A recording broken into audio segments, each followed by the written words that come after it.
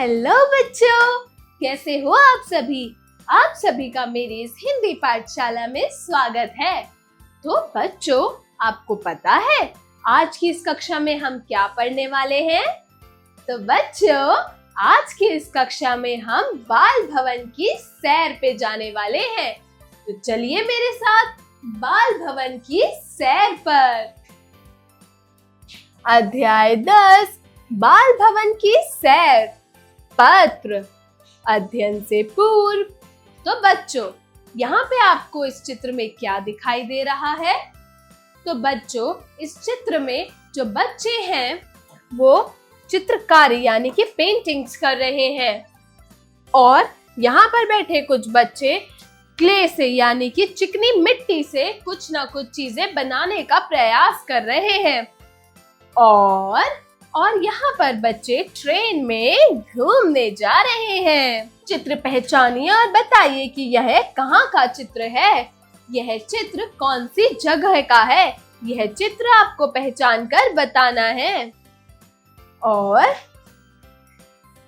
आप कभी बाल भवन घूमने गए हैं? कोई भी आप में से कभी बाल भवन घूमने गया है? आपका वहाँ पे अनुभव कैसा था, ये आपको बताना है। इस पत्र का, इस सैर का मूल तत्व है कि बाल भवन में विभिन्न गतिविधियों के माध्यम से बच्चों की शारीरिक, मानसिक एवं सृजनात्मक क्षमताओं को बढ़ावा मिलता है, जिससे बच्चों में सहयोग, संप्रेषण, आत्मविश्वास की भावना का विकास होता है। तो चलिए अब हम बढ़ते हैं पत्र की ओर। तो यह पत्र लिखा गया है L43 नंदनगरी, जयपुर, राजस्थान से 29/6/2024 को। तो प्रिय सारिका, मुझे मालूम है कि तुम बड़े मजे से छुट्टियां बिता रही हो। तुम छुट्टियों में नृत्य सीख रही हो। यह बात बहुत अच्छी है। मैं जानती हूँ कि तुम इस बात के लिए जिज्ञासु रही हो कि बाल भवन में क्या क्या होता है। तो बच्चों, यह एक दोस्त अपनी दोस्त को, अपनी सखी के लिए यहाँ पर एक पत्र लिख रही है और वो यह उसको बता रही है कि वो जो जिज्ञासु है बाल भवन के अपने एक्सपीरियंस के बारे में, वो उसको बता रही है कि वो जब बाल भवन गई थी उसका कैसा अनुभव था।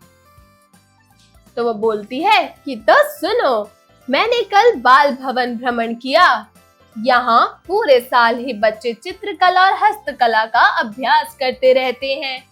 ग्रीष्म एवं शीतकालीन अवकाश में विशेष कार्यक्रमों का आयोजन किया जाता है, जैसे चित्रकला प्रदर्शनी, खेलकूद, नृत्य एवं कल्चर, शिल्पकला आदि यानी कल्चरल एक्टिविटी। बाल भवन भ्रमण पर मैंने देखा कि वहाँ गणेश उत्सव के उपलक्ष्य में प्रत्येक बच्चा अपने हाथों से बाल गणेश की मूर्ति बना रहा था। सच में बच्चों द्वारा बनाई गई इन प्रतिमाओं को बनाने का अपना ही आनंद था। प्रत्येक मूर्ति की अपनी एक अलग ही छवि थी। मूर्ति कैसी बनानी होगी, यह प्रश्न बच्चों को बिल्कुल परेशान नहीं कर रहा था। कुछ बच्चे ने मिट्टी का एक गोल आकृति बनाई और उसमें एक सूंड चिपका दी, बस बन गए उनके गणेश। सभी अपनी उम्र और कुशलता के अनुसार गणेश प्रतिमा में नाक, हाथ, पैर, लड्डू आदि जोड़ते चलते जा रहे थे। एक बच्चे द्वारा बनाए गए गणेश ने दाएं हाथ की उंगली में अपना मुंह बंद कर रखा था। एक बच्चे को गणेश के 4 हाथ चिपकाने में बहुत मुश्किल हो रही थी। अंत में उसने जमीन पर ही 4 हाथ चिपका दिए, फिर हर हाथ पर एक एक लड्डू रख दिया। उसने बड़ी सरलता से अपना हल ढूंढ लिया कि मुझे यह देखकर बहुत प्रसन्नता हुई कि यहाँ बच्चों की प्रतिभाओं को निखारने के अनेक अवसर उपलब्ध थे। बाल भवन के दक्षिण दिशा, कौन सी दिशा? दक्षिण दिशा में एक हॉल था जहाँ दही हांडी पर के हर बच्चा एक एक मटकी रंगने का काम करता दिखा। बच्चों की ऊंचाई के अनुसार मटकियों को टांगा जा रहा था और इस बात का ख्याल भी रखा जाता था कि प्रत्येक बच्चे को मटकी फोड़ने का अवसर जरूर मिले। हाँ, अगर कोई बच्चा मटकी नहीं फोड़ पाता या नहीं फोड़े तो कम से कम उस पर वार तो अवश्य कर पाए, ताकि सभी बच्चे मटकी फोड़ने का आनंद उठा पाए। मजा दो गुना करने के लिए उन्होंने कुछ अन्य गतिविधियां भी की, जैसे पानी और कीचड़ का एक विशाल गड्ढा बनाया जाना, ताकि हांडी फोड़ने के दौरान सभी कीचड़ में जा गिरे। उनके हंसते चेहरों को देखकर मुझे बहुत खुशी मिली। और पता है कि दीपावली के दियों को रंगने, रंगोली बनाना, ग्रीटिंग कार्ड बनाना, मोमबत्ती बनाने का सारा काम बच्चे खुद ही कर रहे थे। बड़े लोगों को त्योहारों में कोई नवीनता भले ही ना दिखे, लेकिन बच्चों के लिए हर साल त्योहार एक नया जोश और उत्साह लेकर आता है। तुम भी तो हर त्योहार पर कुछ ना कुछ नया करती रहती हो ना। अपने मम्मी पापा को नमस्ते कहना, मीनू को मेरी तरफ से स्नेह देना, एक बढ़िया सा नृत्य वीडियो बनाकर मेरे लिए भेजना मत भूलना। तुम्हारी सहेली अंकिता। तो अंकिता ने यह पत्र अपना बाल भवन का अनुभव सुनाते हुए अपनी सहेली सारिका को लिखा था। चलिए अब कुछ शब्दों के अर्थ पढ़ना शुरू करते हैं, मतलब शब्दार्थ पढ़ते हैं। शब्दार्थ। अवकाश मतलब छुट्टी। नृत्य मतलब नाच। जिज्ञासु मतलब किसी बात को जानने की इच्छा रखना। भ्रमण मतलब घूमना। उत्सव मतलब पर्व या फिर मेला। हस्तकला मतलब हाथ की कला। हस्त को हम हाथ कहते हैं, हाथ की कला हस्तकला कहलाती है। प्रतिमा मतलब मूर्ति। उच्चारण करें। तो बच्चों, यहाँ पर आपको कुछ शब्द दिए गए हैं जिनका आपको सही सही उच्चारण करना है। तो चलिए मेरे साथ इन शब्दों को उच्चारित कीजिए। पहला शब्द है नवीनता। नवीनता। दूसरा शब्द है उत्साह। उत्साह। तीसरा शब्द है कार्यक्रमों। कार्यक्रमों। चौथा शब्द है आयोजन। आयोजन। अगला शब्द है छवि। छवि। छवि। तो बच्चों, यह थे कुछ शब्द जिनका आपको लगातार अभ्यास करना है, इनको उच्चारित बार बार कर कर। तो चलिए अब इस पाठ का जो पत्र हमने पढ़ा, इसका थोड़ा सा अभ्यास करते हैं, मतलब अभ्यास कार्य करते हैं। चलिए मेरे साथ अभ्यास कार्य शुरू कीजिए। अभ्यास कार्य। जरा बताइए। Speaking skills. प्रश्न 1, दिए गए प्रश्नों के उत्तर बताइए। तो बच्चों, यहाँ पर कुछ प्रश्न दिए गए हैं, इन प्रश्नों को आपको सही सही इसका उत्तर बताना है। तो पहला प्रश्न है कि सारिका को पत्र किसने लिखा था? वेरी गुड, सारिका की सहेली अंकिता। सारिका की सहेली अंकिता ने सारिका को पत्र लिखा था। ख, सारिका छुट्टियों में क्या सीख रही थी? Very good. तो बच्चों, सारिका छुट्टियों में नृत्य कला सीख रही थी। अगला है ग, अंकिता ने सारिका को किस जगह का अनुभव बताया? वेरी गुड, अंकिता ने सारिका को बाल भवन का अनुभव बताया। अंकिता ने सारिका को बाल भवन का अनुभव बताया। जरा लिखिए। Writing skills. प्रश्न 2, दिए गए प्रश्नों के उत्तर लिखिए। क, सारिका अपनी सहेली अंकिता से क्या जानना चाहती थी? तो बच्चों, सारिका बहुत इच्छुक थी अपनी सहेली अंकिता के बाल भवन, जब वो सैर के लिए गई थी, बाल भवन घूमने गई थी, तो उसका अनुभव वहाँ कैसा था, उसने वहाँ क्या क्या चीजें देखी, क्या क्या चीजें करी, उसका अनुभव जानना चाहती थी। ख, बाल भवन की यात्रा में बच्चे गणेश की प्रतिमा को किस प्रकार बना रहे थे। तो बच्चों, बाल भवन की यात्रा में जो बच्चे थे वो गणेश की प्रतिमा को यानी गणेश की मूर्ति को मिट्टी द्वारा हाथों से बना रहे थे। ग, दही हांडी के कार्यक्रम के लिए बाल भवन में बच्चों ने क्या किया। तो बच्चों, दही हांडी के कार्यक्रम के लिए बाल भवन में बच्चों ने क्या किया था। तो दही हांडी के कार्यक्रम में बच्चों ने दही की मटकी को लटकाकर, मतलब इतनी ऊपर या ऊपर दही की जो मटकी थी उसको लटका दिया और नीचे, यहाँ नीचे उन्होंने एक गड्ढा बनाया ताकि हांडी पर वार करे तो सभी चीजें उसमें जाके गिरे और हांडी को डंडे से तोड़ दिया। घ, प्रत्येक वर्ष त्योहार किस प्रकार नया जोश और उत्साह लेकर आते हैं, लिखिए। तो बच्चों, हर साल, हर वर्ष, प्रत्येक वर्ष त्योहार एक नया जोश और उत्साह लेकर आते हैं, लेकिन कैसे। नए नए दियों को, अक्सर दीपावली पे हम नए नए दियों को रंगते हैं, रंगोली बनाते हैं, सजावट करते हैं और आदि गतिविधियों के लिए बच्चे होते हैं, उनके लिए त्योहार एक नया उत्साह और जोश लेकर आते हैं प्रत्येक वर्ष। चलिए अब आगे बढ़ते हैं, जरा सोचिए। Critical thinking. प्रश्न 3, बाल भवन की तरह और कौन सी ऐसी संस्था है जो शिक्षा मंत्रालय द्वारा बच्चों के समग्र विकास के लिए कार्यरत है। सोचकर उन संस्थाओं के नाम भी बताइए। तो बच्चों, जैसे बाल भवन एक संस्था है जो बच्चों को शिक्षा और हर तरह के विकास यानी समग्र विकास में कार्यरत है, तो उसके अलावा और ऐसी कौन सी संस्थाएं हैं जो शिक्षा मंत्रालय द्वारा समग्र विकास के लिए कार्यरत है। थोड़ा सोचिए, इस पर गूगल रिसर्च कीजिए और इसका जवाब अपनी अपनी नोटबुक्स में लिखिए। जरा भाषा पर गौर कीजिए। Language skills. प्रश्न 4, कला शब्द में प्रत्यय को जोड़ते हुए कुछ नए शब्द बनाइए। तो यहाँ आपको एक मूल शब्द दे रखा है कला।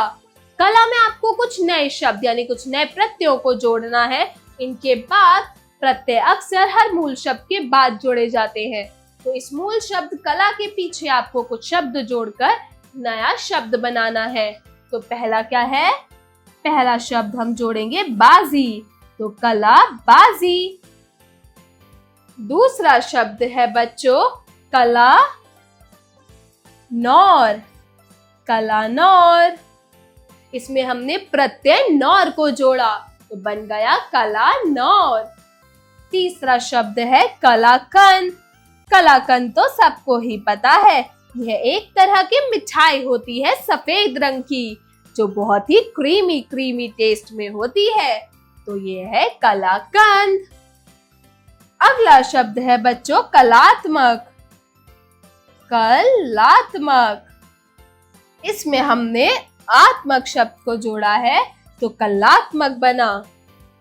अगला प्रत्यय जोड़ेंगे हम कार तो बना कलाकार।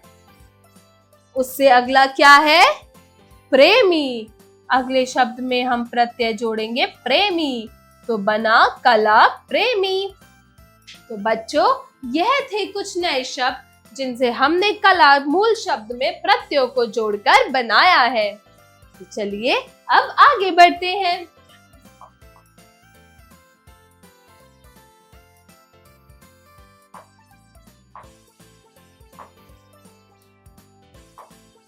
प्रश्न 5, दिए गए शब्दों के वचन बदलिए। तो बच्चों यहाँ पर आपको कुछ शब्द दे रखे हैं जिन शब्दों को आपको एक वचन में दे रखा है।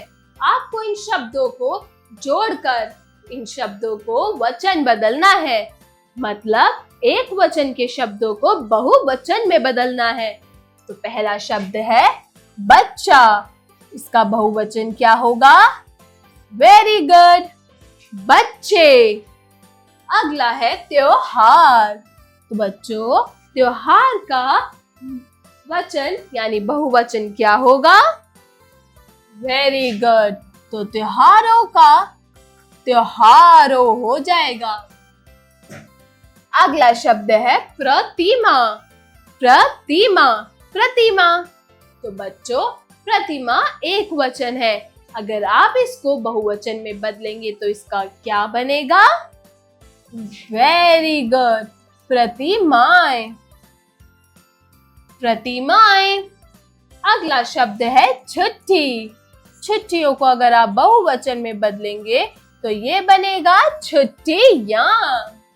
तो बच्चों, यहाँ आपको ये कुछ शब्द दे रखे हैं जिन शब्दों के पर्यायवाची यानी कि समान अर्थ। शब्द तो दूसरे होंगे लेकिन अर्थ एक समान होगा, तो उन शब्दों को लिखना है।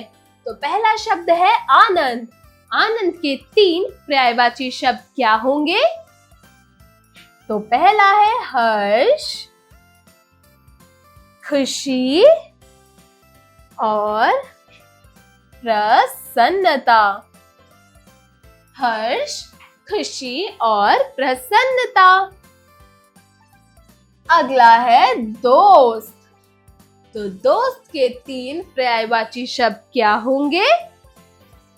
वेरी गुड, मित्र, सखा, साथी। अगला है नया। नए का पर्यायवाची शब्द क्या होगा? वेरी गुड, नवीन, नया, नूतन। अगला शब्द है पानी। पानी का पर्यायवाची शब्द क्या होगा? जल, जलधर और नीर। अगला शब्द है भवन। तो बच्चों, भवन का पर्यायवाची शब्द क्या होंगे? तो भवन का पर्यायवाची शब्द होगा गृह, घर और सदन। प्रश्न 7, नए शब्द बनाइए। तो बच्चों, यहाँ आपको कुछ वर्ण दे रखे हैं, जैसे ट जमा ट। तो इन शब्दों को अगर आप बनाएंगे तो इन शब्दों से आप क्या नया शब्द बना सकते हैं? तो चलिए, पहला है ट। आधा ट और पूरा ट किस शब्द में इस्तेमाल होता है? मिट्टी। तो इसमें हम लिखेंगे, इससे हमने नया शब्द बनाया मिट्टी। अगला है च। आधा च और पूरा च किस शब्द में इस्तेमाल होता है? बच्चा, बच्चा। अगला है आधा त और य किस शब्द में इस्तेमाल होता है? नृत्य। अगला है आधा ट और ठ, इसे हम किस में इस्तेमाल कर सकते हैं? लठ। लठ में हम ल, आधा ठ और आधा ठ हम इस्तेमाल करते हैं। चलिए अब आगे बढ़ते हैं।